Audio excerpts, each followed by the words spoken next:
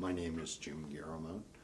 I'm the senior writer-editor for the Department of Defense, and I work out of the Office of the Secretary of Defense for Public Affairs. I enlisted in the Army, signed up to be an infantryman.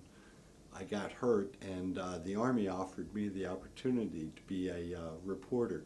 I wanted to stay in the service, so I did it, and they assigned me to Stars and Stripes. I found I really enjoyed it. The coverage of the Iranian hostage crisis back in 1979 was a defining moment.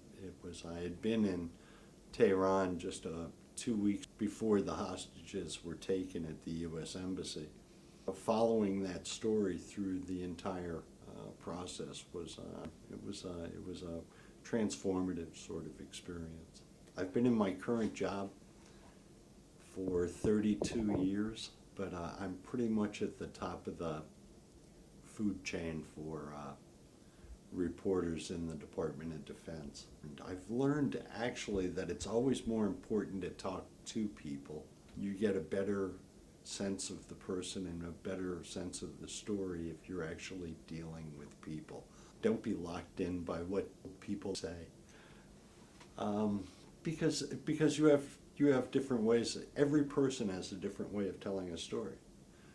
Every person has different strengths and that they bring to a story. But don't be afraid to try something different.